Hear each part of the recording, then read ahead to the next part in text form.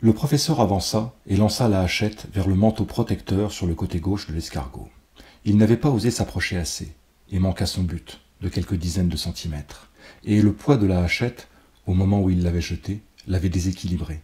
Il tituba et tomba sous le museau levé, et eut juste le temps de rouler de côté pour éviter la bouche qui descendait et qui toucha le sol à l'endroit précis où il se trouvait la seconde d'avant. Rendu furieux par son échec, le professeur contourna l'escargot et frappa violemment la coquille nacrée. Mais la lame ne mordit pas. La hachette ne fit voler qu'un petit éclat de 3 centimètres, rien de plus. Le professeur cogna de nouveau de toutes ses forces, plus haut cette fois, sur la partie centrale de l'arrière de la coquille, pour essayer d'atteindre la valve pulmonaire, mais celle-ci se trouvait encore plus haut, il le savait, à 3 mètres du sol, et une fois de plus, sa hachette n'enleva qu'un infime fragment. L'escargot commençait à se tourner pour lui faire face.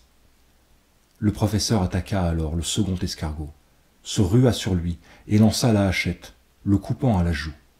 La hachette s'enfonça jusqu'au manche, et il lui fallut tirer par saccades pour la sortir. Puis il dut courir quelques mètres, car l'escargot avait pris de la vitesse et levé la tête pour l'attaquer et le mordre. Jetant un coup d'œil en arrière, le professeur vit qu'aucun liquide, il ne s'attendait pas bien sûr à voir du sang, ne s'écoulait de la blessure à la joue de l'escargot. En fait, il ne put même pas distinguer la plaie, et le coup porté n'avait sûrement pas découragé l'escargot dans sa progression. Le professeur Clavering se mit à marcher d'un bon pas, directement vers l'antre de l'escargot de l'autre côté de l'île. Quand il y arriva, et descendit à 4 pattes la paroi du ravin, il était à bout de souffle, et ses jambes lui faisaient mal. Mais il vit à son soulagement que la gorge se rétrécissait en un V très pointu. Une fois coincé au fond, il serait en sécurité. Le professeur Clavering entra dans le V, qui était surplombé d'une voûte, un peu comme une caverne, mais s'arrêta quand il vit que les formes qu'il avait prises pour des rochers arrondis remuaient. Du moins quelques-unes s'étaient-elles mises à s'agiter. Des bébés escargots. Ils étaient plus gros que des ballons de plage de belle taille, et le professeur comprit, à la manière dont certains d'entre eux dévoraient des brins d'herbe, qu'ils avaient faim. Une tête d'escargot apparut au-dessus de lui, à sa gauche. Le parent, l'escargot géant, commençait à descendre dans le ravin. Une crépitation, une paire de cornes qui se découpaient sur le ciel à sa droite annonçait à l'arrivée du second escargot. Il n'avait nulle part où se tourner, excepté vers la mer, ce qui ne semblait pas une mauvaise solution, pensa-t-il, puisque les escargots étaient terrestres. Le professeur sortit de l'échancrure en pataugeant, tourna à gauche et marcha dans l'eau qui lui arrivait à la ceinture. Il avançait lentement et un escargot le poursuivait. Il se rapprocha de la terre ferme et, quand l'eau lui monta seulement à mi-cuisse, il se mit à courir. Le premier escargot, celui qui avait une couleur plus sombre, entra hardiment dans la mer et rampa dans quelques dizaines de centimètres d'eau, manifestant son intention de continuer dans des eaux plus profondes quand il arriverait à la hauteur du professeur Clavering. Le professeur espérait que l'autre escargot, la mère peut-être, était resté avec les petits. Mais ce n'était pas le cas. Il le suivait, sur la terre ferme, et accélérait. Le professeur s'élança, comme un fou, vers le rivage, où il pourrait avancer plus vite. À présent, Dieu merci, il voyait des rochers. De grandes masses de roches ignées couvraient la pente d'une colline jusqu'à la mer. Il y trouverait certainement une cavité, un endroit quelconque où il pourrait s'abriter. Le soleil s'enfonçait dans l'océan, il ferait bientôt nuit, et il n'y aurait pas de clair de lune, il le savait. Le professeur avait soif. Quand il atteignit les rochers, il se jeta comme un cadavre dans une cavité formée par 4 ou 5 grosses pierres rugueuses, ce qui le força à s'allonger en chien de fusil. Les pierres le surplombaient à 60 centimètres au-dessus de lui, et le trou n'avait guère que 30 centimètres de large. Un escargot ne pouvait pas, conclut-il, passer la tête par l'ouverture pour le mordre. Les coquilles des escargots, avec leur couleur fleur de pêcher, apparurent, et l'un d'eux, le second, vint plus près. « Je le frapperai avec ma hachette s'il s'approche, » se jura le professeur. « Je vais lui lacérer la figure avec mon couteau. » Il était désormais résigné à tuer les 2 adultes, parce qu'il pouvait ramener un couple de jeunes escargots, et en fait plus facilement parce qu'ils étaient plus petits. L'escargot parut renifler comme un chien, quoique sans bruit, tandis que son museau planait au-dessus de la cachette du professeur. Puis l'escargot, avec un calme majestueux, s'installa sur les rochers entre lesquels le professeur était couché. Son pied visqueux couvrit l'ouverture et en quelques secondes, il avait bouché presque toute la lumière. le professeur Clavering, dans un mouvement de colère et de panique, sortit son couteau de chasse et le plongea plusieurs fois dans la chair molle de l'escargot. L'escargot ne parut même pas tressaillir de douleur. Quelques secondes plus tard, il cessa de bouger. Mais le professeur savait bien que non seulement il n'était pas mort, puisque ses coups de couteau n'avaient touché aucun organe vital, mais qu'il s'était collé, au-dessus de sa tranchée, de la manière la plus ferme possible. Il ne voyait plus la moindre fente de lumière. Le professeur rendait seulement grâce à Dieu de l'irrégularité des rochers qui devaient permettre à l'air frais de circuler. À présent, il appuyait frénétiquement de ses paumes contre le corps de l'escargot, et il sentait ses mains glisser et racler contre la pierre. La fermeté de l'escargot et le fait qu'il était incapable de le déplacer lui donnèrent une impression de nausée. 1 heure passa.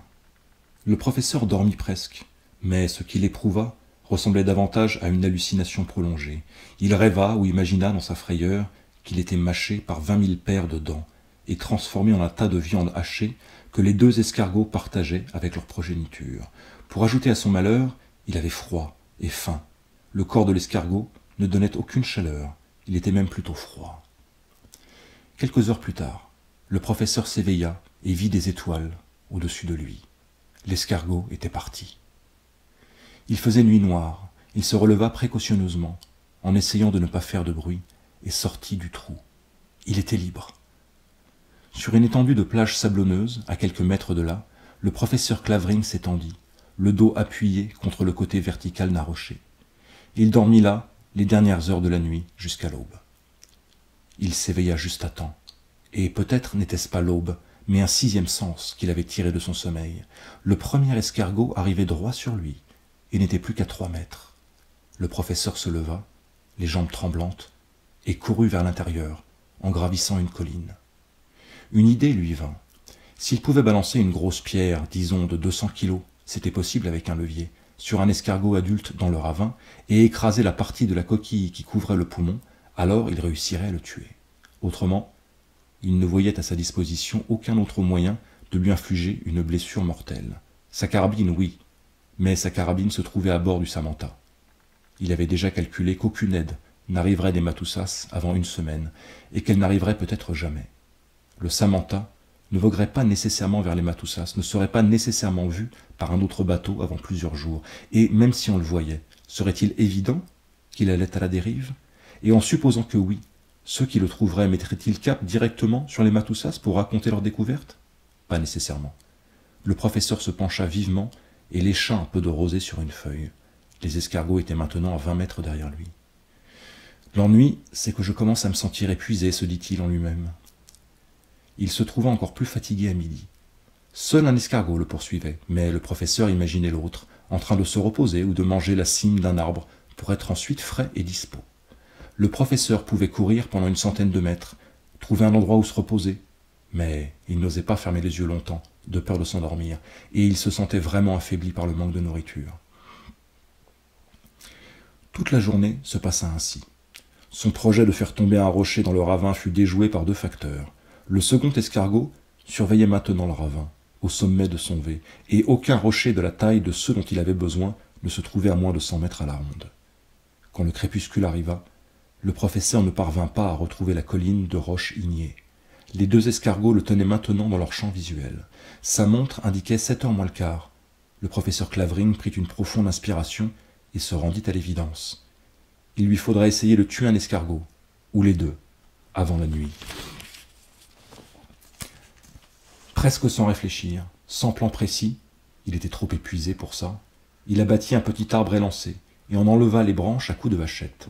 5 minutes après que ces branches furent tombées à terre, leurs feuilles étaient dévorées par les 2 escargots. Le professeur traîna son arbre sur plusieurs mètres vers l'intérieur et en aiguisa une extrémité avec la hachette.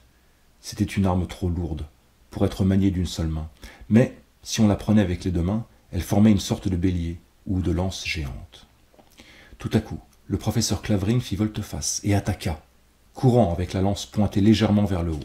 Il visa la bouche du premier escargot, mais frappa trop bas, et l'extrémité de l'arbre s'enfonça d'une dizaine de centimètres dans la poitrine de l'escargot, ou dans la partie située sous la tête. Aucun organe vital à cet endroit, excepté le long oesophage en ligne droite, qui, chez ces escargots géants, devait se trouver à bien plus de 10 centimètres de profondeur. Son effort ne lui rapporta rien de plus que des mains lacérées. Sa lance resta suspendue quelques secondes à la chair de l'escargot, puis tomba sur le sol. Le professeur battit en retraite et tira la hachette de sa ceinture. Le second escargot, arrivé à la hauteur de l'autre, s'arrêta pour grignoter quelques centimètres de la souche de l'arbre, puis s'associa à son compagnon pour accorder toute son attention au professeur Clavering. Il y avait, dans la lente progression des escargots, vers lui, un aplomb méprisant et parfaitement imperturbable, comme s'il pensait « Tu peux bien nous échapper 100 fois, 1000 fois, nous finirons par t'attraper et te dévorer sans rien laisser. » Le professeur avança encore une fois, contourna l'escargot qu'il venait de frapper avec le tronc d'arbre en forme de lance et frappa, avec la hachette, la partie arrière de sa coquille. Avec l'énergie du désespoir, il attaqua le même endroit directement 5 ou 6 fois de suite, car à présent il avait un plan. Il dut cesser de s'escrimer à coups de hachette parce que le second escargot arrivait derrière lui. Son museau et une de ses cornes effleurèrent même de leur humidité les jambes du professeur et le firent chanceler avant qu'il eût pu s'écarter. Le professeur envoya encore 2 grands coups de hachette, puis il s'arrêta, parce que son bras droit lui faisait mal. Il n'avait en aucune façon brisé la coquille, mais il n'avait plus assez de force pour continuer ses efforts avec la hachette. Il retourna chercher sa lance. Sa cible était petite, cependant il fonça droit sur elle, avec la détermination farouche du désespoir. Le coup atteignit son but, en plein dans le mille. Il transperça même la coquille. Les mains du professeur étaient encore plus déchirées qu'avant, mais il n'y fit pas attention. Sa victoire le rendait aussi joyeux que s'il avait tué ses 2 ennemis, et qu'un bateau de secours, contenant des vivres, de l'eau et un lit faisait voile à ce moment précis, vers la plage de Koua. L'escargot se redressait et se tordait de douleur. Le professeur Clavering courut en avant, releva la lance qui tombait, et de toutes ses forces, l'enfonça plus profondément dans l'escargot, la dirigeant vers le haut pour arriver aussi près que possible du poumon. Que l'escargot mourût rapidement ou non, il était hors de combat, constata le professeur, et lui-même, après avoir vu dans quel état se trouvait l'escargot, éprouva un moment une sorte d'effondrement physique. Il se sentait tout à fait incapable d'attaquer l'autre escargot de la même manière, et l'autre escargot arrivait derrière lui. Le professeur essaya de s'éloigner des 2 escargots en marchant en ligne droite, mais il zigzaguait sous l'effet de la fatigue et de la faiblesse. Il se retourna et vit que l'escargot indemne était à 5 mètres de lui. L'escargot blessé le regardait, mais sans bouger. Le corps mi-rentré et mi-sorti de sa coquille, il souffrait en silence les douleurs de l'asphyxie. Le professeur Clavering reprit sa marche. Tout à fait par hasard, juste au moment où le soir tombait, il retrouva son étendue de rochinier. Il s'abrita une seconde fois parmi celles-ci. Le museau de l'escargot explora l'entrée du trou où il était couché, mais ne réussit pas à l'atteindre. Ne vaudrait-il pas mieux rester dans le trou le lendemain, dans l'espoir qu'il pleuvrait et qu'il recueillerait ainsi un peu d'eau? Il s'endormit, avant d'avoir pu prendre une décision. De nouveau, quand le professeur s'éveilla à l'aube, l'escargot était parti. Il sentit dans ses mains des élancements douloureux. Ses paumes étaient couvertes de croûtes de sang et de sable. Il lui parut sage d'aller à la mer pour les laver dans l'eau tiède. L'escargot géant se trouvait entre la mer et lui, et à son approche, l'escargot se mit à ramper très lentement vers lui. Le professeur Clavering fit un détour en vacillant et continua d'avancer vers l'eau. Il y plongea les mains et leur imprima un rapide mouvement de va-et-vient. Il éleva finalement un peu d'eau vers son visage, eut envie d'humecter sa bouche sèche, se dit qu'il ne devrait pas, mais céda quand même à la tentation, et recracha l'eau presque immédiatement. Les escargots terrestres avaient horreur du sel et pouvaient être tués par des cristaux de sel. Le professeur, dans un mouvement de colère, lança des poignées d'eau à la face de l'escargot. L'escargot leva simplement la tête plus haut, hors de portée du professeur. Il avait une silhouette élancée à présent, et bizarrement la grâce d'une gazelle à cornes ou de quelque animal de la famille des cervidés. L'escargot abaissa son museau et le professeur s'éloigna en clopinant, mais pas assez vite. L'escargot s'abattit sur son épaule et la bouche suceuse se referma. Le professeur hurla. « Mon Dieu, pensa-t-il, pendant qu'un morceau de chemise, de chair et peut-être d'os était arraché de son épaule gauche. Pourquoi ai-je été assez bête pour m'attarder ?» Le poids de l'escargot le fit tomber dans l'eau, mais elle était peu profonde à cet endroit. Il réussit à se relever et marcha vers la terre ferme. Du sang chaud ruisselait le long de son côté. Il n'eut pas le courage de regarder son épaule pour voir ce qui était arrivé. Il n'aurait pas été surpris si son bras gauche s'était détaché à la seconde suivante. Le professeur continua de marcher, sans but, sur le rivage. Il gardait quand même une vitesse supérieure à celle de l'escargot. Alors, il leva les yeux vers l'horizon désert et vit un point noir sur l'eau, à une certaine distance. Il s'arrêta, se demandant si c'était réel ou si ses yeux lui jouaient un mauvais tour. Mais un instant plus tard, il distingua clairement la double coque d'un catamaran et crut reconnaître le chapeau de paille du docteur Steed. Ils étaient venus des Matoussas. « Hello !» Le professeur fut surpris du son rauque et faible de sa voix. Il n'avait aucune chance d'avoir été entendu. Mais maintenant, l'espoir donnait au professeur de nouvelles forces. Il se dirigea vers une petite plage, pas la sienne mais une autre, plus réduite. Et quand il y fut arrivé, il se plaça bien au centre, leva son bras valide et cria « Docteur Steed, par ici, sur la plage !» Il voyait très nettement le chapeau du docteur Steed et 4 têtes sombres. De leur côté, aucun cri ne lui répondit. Le professeur Clavering ne pouvait pas dire s'il l'avait entendu ou non, et le maudit escargot n'était plus qu'à 5 mètres maintenant. Il s'aperçut qu'il avait perdu sa hachette, et l'appareil photo, qui était tombé dans l'eau avec lui, était désormais inutilisable, de même que les photos qui s'y trouvaient. Aucune importance, il vivrait. « Ici !» cria-t-il, levant de nouveau le bras. Les indigènes l'entendirent cette fois. Brusquement, toutes les têtes du catamaran se tournèrent vers lui. Le docteur Steed le montra du doigt et gesticula, et le professeur Clavering entendit faiblement son brave collègue presser l'équipage de se diriger vers le rivage. Il vit le docteur Steed se lever, à moitié dans le catamaran. Les indigènes poussèrent un cri. Le professeur Clavering crut d'abord que c'était un cri de joie ou de reconnaissance, mais presque immédiatement un brusque retournement de la voile et le clapotis de 2 rames lui dirent que les indigènes essayaient de changer de cap. Il y eut un crissement de galets. L'escargot était tout près, et c'était cela, bien sûr, que les indigènes avaient vu, l'escargot géant. « Je vous en supplie, ici !» hurla le professeur. Il plongea de nouveau dans l'eau. « Je vous en supplie !» Le docteur Steed faisait tout son possible. Cela, le professeur pouvait le voir. Mais les indigènes ramaient, en s'aidant même de leurs mains, et leur voile les emportait au loin, dans une trajectoire oblique. L'escargot entra dans l'eau, avec un grand bruit d'éclaboussure. Mourir noyé, ou dévoré vivant, se demanda le professeur. Il avait de l'eau jusqu'à la taille quand il trébucha, mais sa tête était déjà sous l'eau quand l'escargot s'abattit sur lui, et il comprit, tandis que les milliers de paires de dents commençaient à lui grignoter le dos, que son destin était de périr à la fois noyé et haché menu.